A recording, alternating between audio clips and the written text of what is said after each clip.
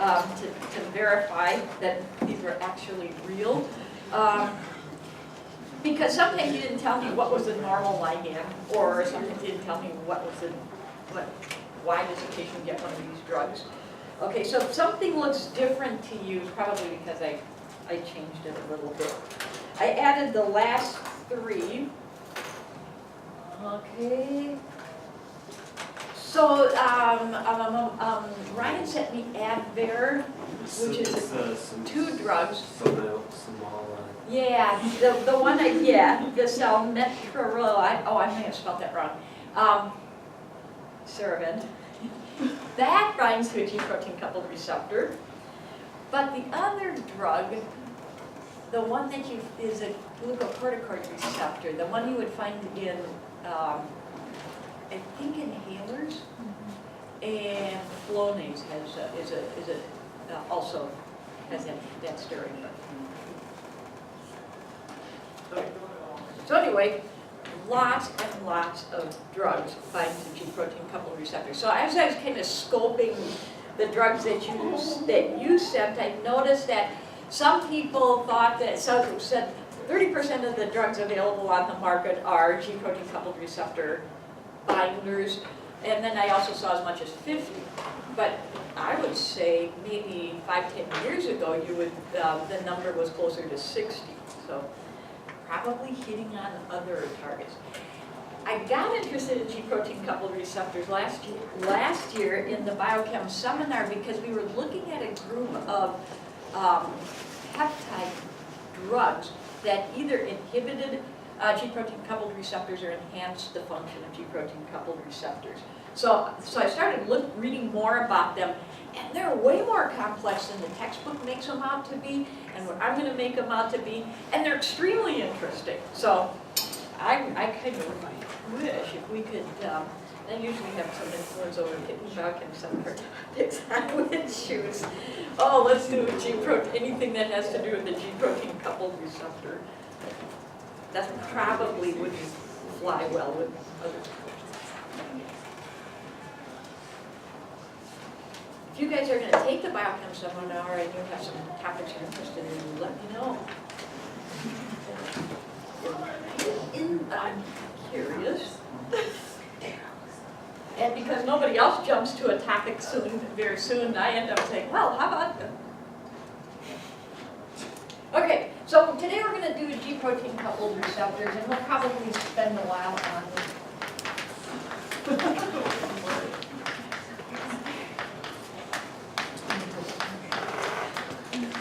So first we're going to look at the G protein coupled receptor. We'll look at the receptors, then we have to look at the G proteins.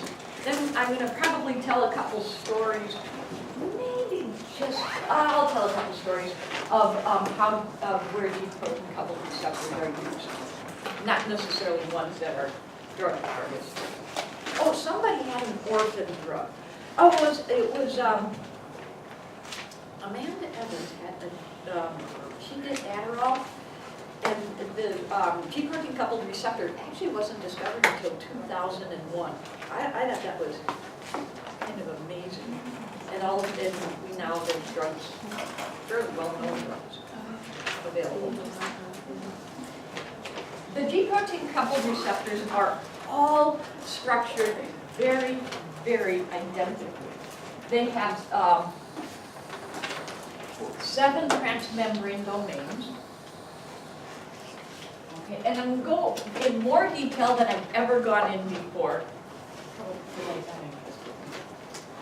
So the N-terminus is outside. 1, 2, 3, 4, 5, 6. And then there's a really long C-terminus. Okay, so that is going to be your basic structure of a G protein coupled receptor. I think all of the external loops help to create the ligand binding site. I don't think you can say, oh, it's this, it's right here. So these are all named, but don't memorize the names. Don't memorize the names, but this is internal loop 1, internal loop 2, internal loop 3, and then it's determinist. This is external loop 1, external loop 2, external loop 3. And I think as the protein folds, the G protein coupled receptor folds, these three loops plus the N-terminus will create a binding packet for the ligand. Okay, there's an oligosaccharide.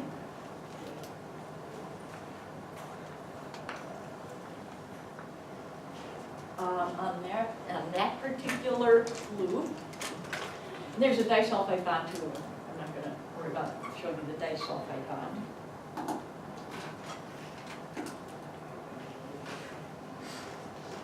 Okay, I'm going to get to some other things. I want to hit the G proteins first and tell you where on this G protein coupled receptor they are.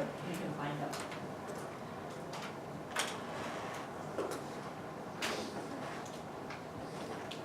A G protein consists of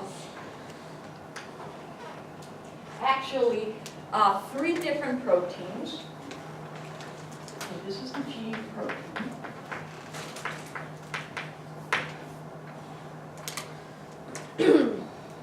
But the G protein, even though it consists of 3 proteins, actually functions more like a dimer, where alpha has an independent function, but beta and gamma never are separated. It's kind of like conjoined twins. Okay, they both have lipid attachments to anchor the G alpha subunit to the membrane and the beta gamma subunit to the membrane. I think beta gamma is a prenyl group, but the alpha subunit is, I think it's not, I'm pretty sure it's not a prenyl.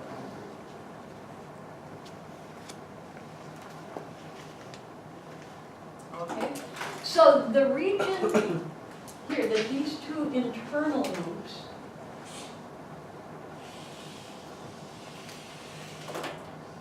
okay, this is where the alpha protein binds. I'll make sure.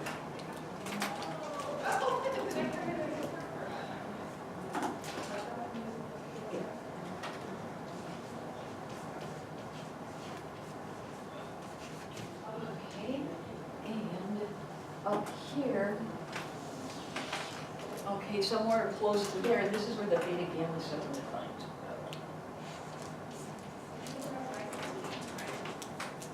Okay. It also turns out that the G protein coupled receptor itself is anchored to the membrane by a lipid. It doesn't need to be, because it's a transmembrane protein, so my gosh, it's not going to fall out of the membrane by any stretch of the imagination. But this lipid anchor, okay, allows the G protein coupled receptor to locate in a lipid raft, which we never talked about and never will talk about, but I didn't realize that of all of the proteins that you find in lipid rafts, G protein coupled receptors are some of these. Okay, then there's an important regulatory region of the G protein, and it's right here. Okay, this contains a bunch of phosphorylatable serines, okay? So this is sort of a serine-rich region. Okay, it is going to be phosphorylated in some circumstances. And we'll talk about that later. Also, because of the phosphorylation, it also becomes the binding site for another protein we'll encounter called arrestin.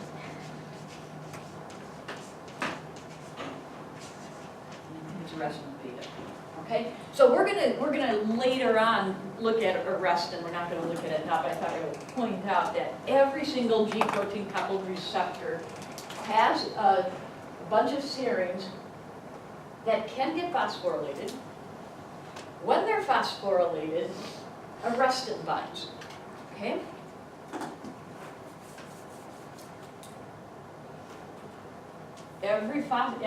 So all of the G protein coupled receptors have these loops for the G protein, the alpha subunit, these amino acids for the beta gamma subunit, this N-terminus, that's a glycoprotein, and then all of the ligand binding pockets that get created.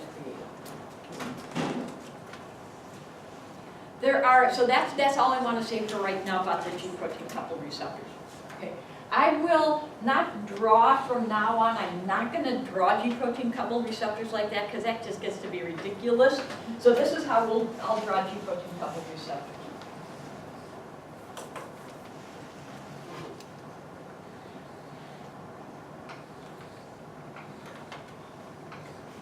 Okay, so that's my G protein coupled receptor. Yeah. Is the alpha protein and the arrestin B, are those covalently bonded? No, never. Because then it would take way too much energy to make and break those interactions. Okay, so they're not covalent bonded. Okay, this is an inactive G protein coupled receptor.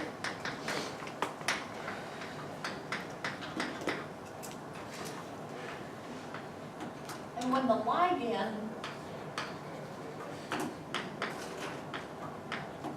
becomes available,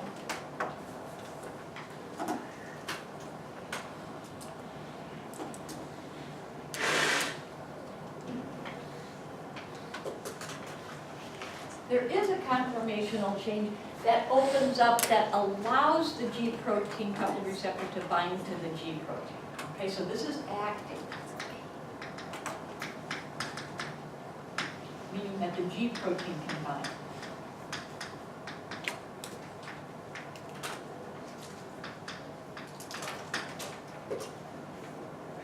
Okay, so that's how I'm going to picture inactive G protein coupled receptors and active G protein coupled receptors. Okay, rather than draw the 7 transmembrane domain. So remember 7. The name is going to come back to you later on. The function of the G protein receptor, not only as a ligand for whatever the hormone signal is going to be the guanine exchange factor for the alpha subunit. Okay, so the alpha subunit is a GTPase. The beta gamma subunit is not.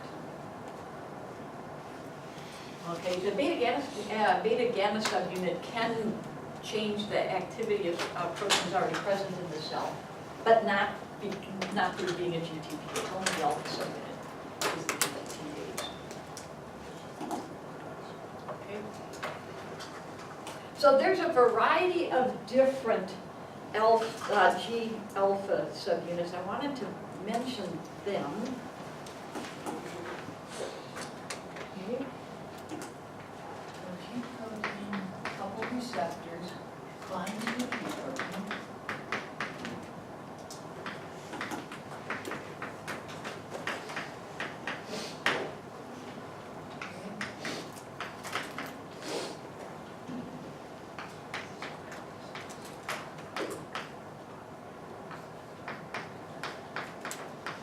The ligand binds to the G protein. The G protein coupled receptor binds to a G protein. And the G protein binds to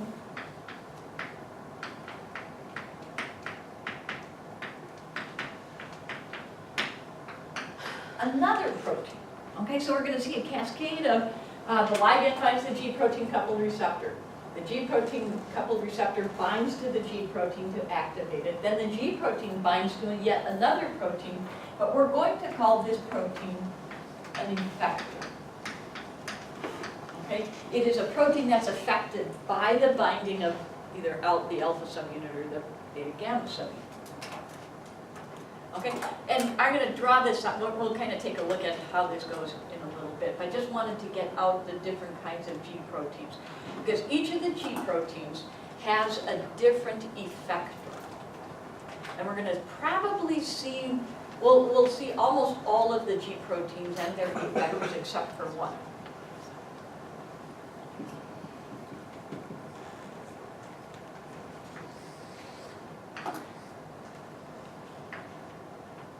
Okay. There's an alpha subunit called alpha sub S. S stands for stimulate. And alpha sub S effector stimulates the effector adenylyl cyclase. And what do you suppose is going to happen when adenylyl cyclase is activated? What are you going to make? Cyclic AMP. A whole bunch of cyclic AMP.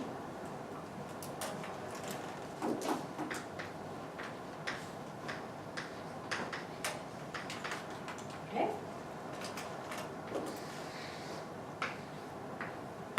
There's an alpha sub I. I stands for inhibitor. So what do you suppose it's going to do? It's going to inhibit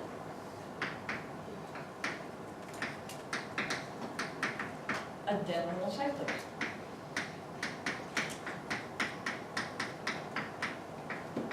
And that's going to decrease the level of cyclic AMP in the cell. Okay, so that's two of them. And since we're just kind of listing these right now, I find it interesting that if you look at the heart rate control,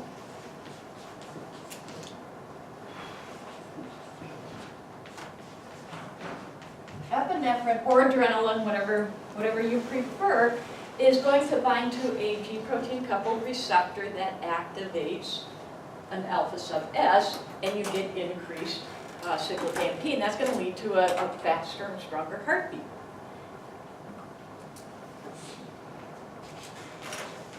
In the cardiac muscle, acetylcholine binds to its G protein coupled receptor, which activates an alpha sub I subunit, which decreases the heart rate and strength of contraction. So we got these two competing. Which one's part of the sympathetic nervous system? Remember? Yeah, so epinephrine is part of the sympathetic nervous system. This is the flight or fight response, so if you want to call it that.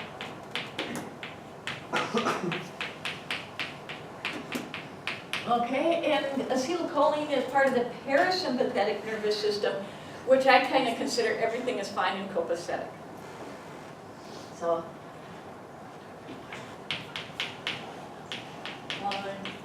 I don't know how to say copacetic. Let's just say fine and relaxed. Okay, so these two hormones, or neurotransmitters, and what it describe them, influence heart rate by controlling the levels of cyclic AMP, but they also have other strategies to control heart rate.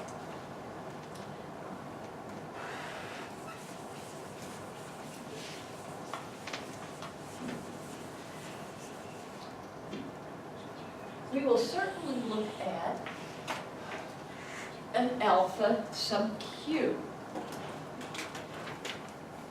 Okay, and an alpha sub Q is going to activate phospholipase C. And the result is you're going to see increased amounts of the second messenger diacylglycerol, increased amounts of the second messenger inositol triphosphate, and increased amounts of the second messenger calcium. Well, these three are related. You can't get diacylglycerol without getting IP3. And you can't get IP3 without getting a bunch of calcium. So these are interrelated second messengers. So we'll look at a story about that. Okay, and then one other one that we're not going to cover this year because we're not going to cover platelet function.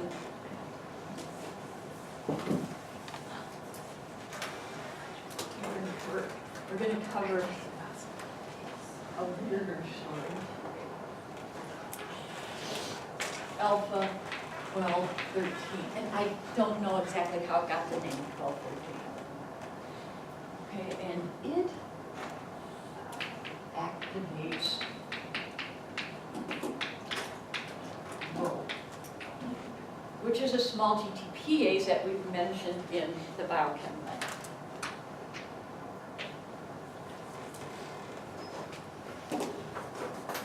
What does the Q stand for? I have no idea. All right. It probably, whoever named that alpha subunit probably had something in mind, but I don't know what. And I don't know what 1213 means either. Okay, so we're going to take a look at, we'll probably spend almost all of the time looking at alpha S. It's so much, it's pretty prevalent, pretty common. So if you look on the drug list, you'll notice that there are a variety of adrenergic receptors. So I might have to do a little thing on adrenergic receptors here, since you identified them. All of them bind to the same kind of ligand, either epinephrine or norepinephrine. Okay? But the G proteins that these receptors activate are different. Okay, most of them are going to activate an alpha sub S, and some of them are going to activate an alpha sub Q. I don't think any of them activate an alpha sub I. Okay, so we're going to do a story then and look at G protein function.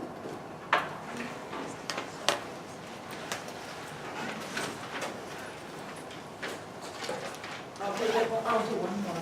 I'm going to do one more overview before we get into the story.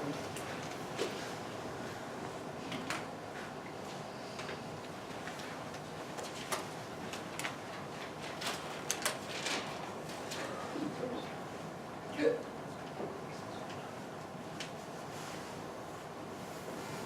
So we're going to be looking at how glucagon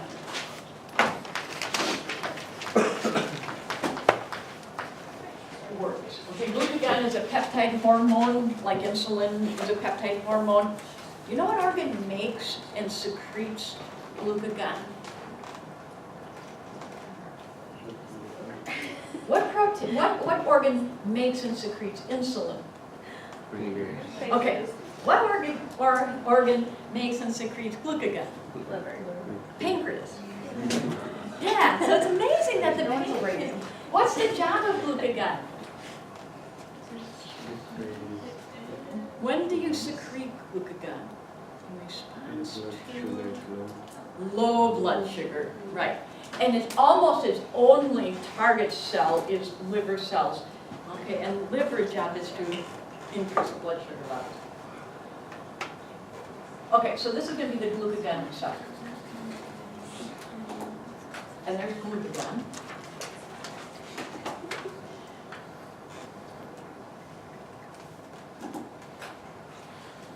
When glucagon binds to the receptor, it activates or it creates a binding site for the G proteins.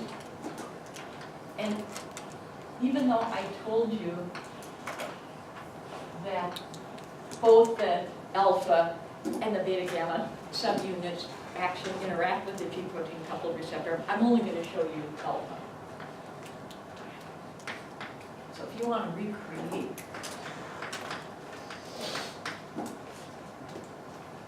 okay, so when the three proteins are together, the alpha, beta, gamma are together, they're together because alpha is hanging on to a GDP, and that allows beta gamma to bind to the alpha.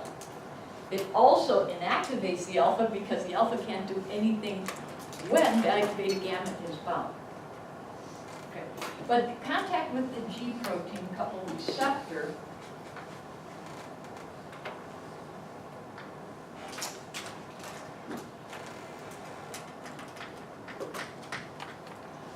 causes the GDP to come off, so the G protein coupled receptor removes the GDP and replaces the GDP with the GTP. So it is a guanine exchange factor.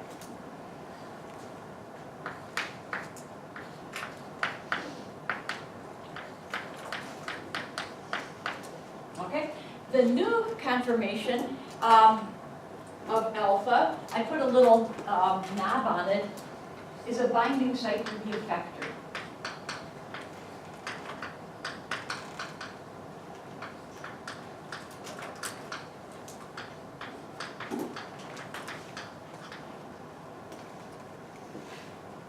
Okay, in the case, well, I'm going to, in the case of glucagon,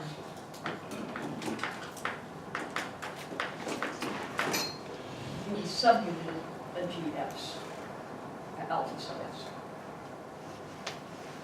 Okay, in this particular case, the beta gamma go floating off, and I've never really seen what this particular beta gamma does when it's the beta gamma associated with the alpha and sub S. I've not seen a story that involves the beta gamma subunit when alpha S is the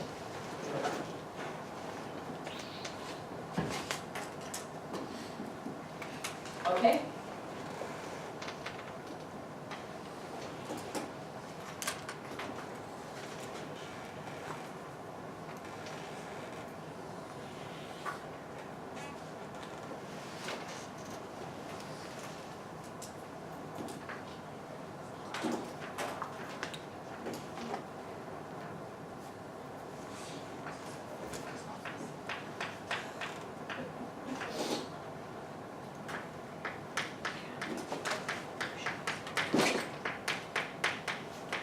Okay, so the alpha sub S binds to the adenylyl cyclase, and the adenylyl cyclase is pretty much inactive and when there is no G protein bound to it.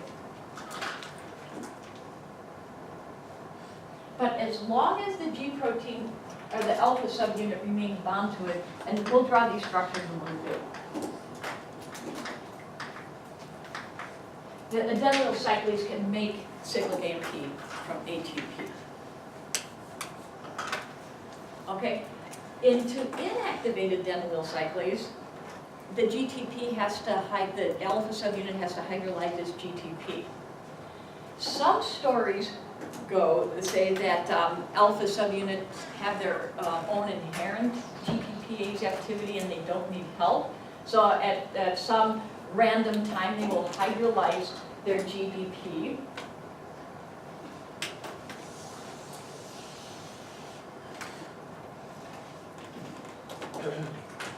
And go back to that original form where the beta gamma subunit binds, and now the alpha subunit is once again a substrate for the G protein coupled receptor. So this can cycle through quite quickly.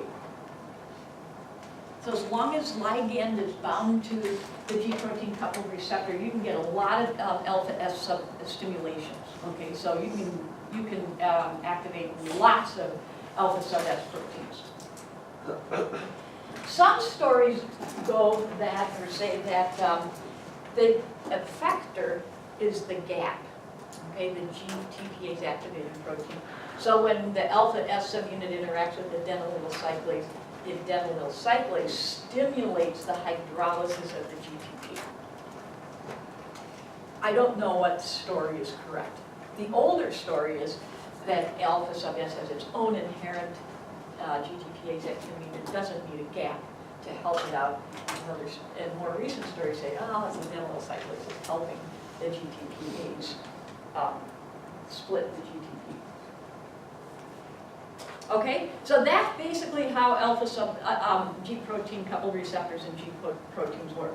This is true for all G proteins and all G protein coupled receptors. Okay, so the receptor is a guanine exchange factor. The addition of a GTP causes the release of the beta gamma subunit. There's a conformational change in the alpha protein that allows it to interact with its effector. In this case, it's adenylyl cyclase. So let's do the, I want to talk a little bit about glucagon and blood sugar control.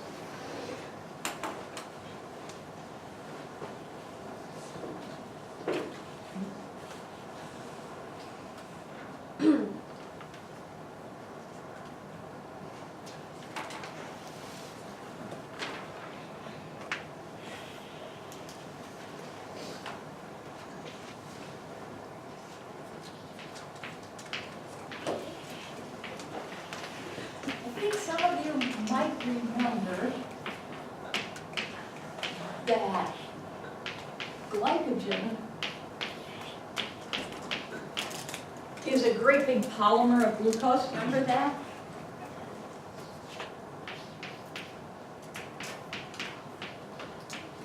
And it's extremely branched also.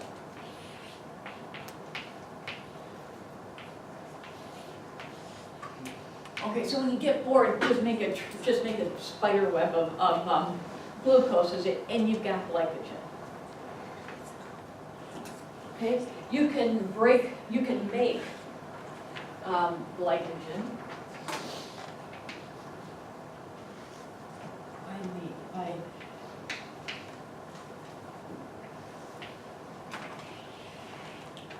an activated glucose.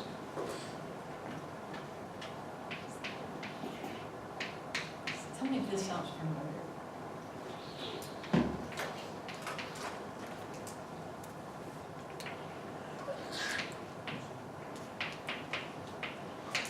Okay, this is actually UDP. Okay, so the monomer for glycogen synthesis is UDP glucose. Where have you seen that before?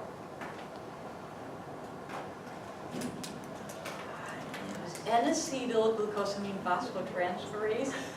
Okay, added the phosphate group, but the source of the phosphate group was N-acetyl, what was it? I think it was UDP, N-acetyl glucosamine UDP. Okay. The reason for that is, for this crazy monomer, is when this bond is broken, it's going to release enough energy to move the glucose to the glycogen, to the growing chain of glycogen. So we need a source of energy for this reaction to convert the monomer into the polymer, or add the monomer to the polymer. Okay, and the UDP provides the energy for adding the glucose to the polymer.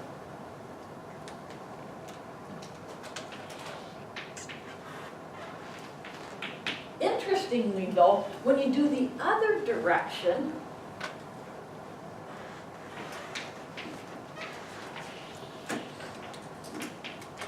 you make glucose 1-phosphate, not with the hydrolysis of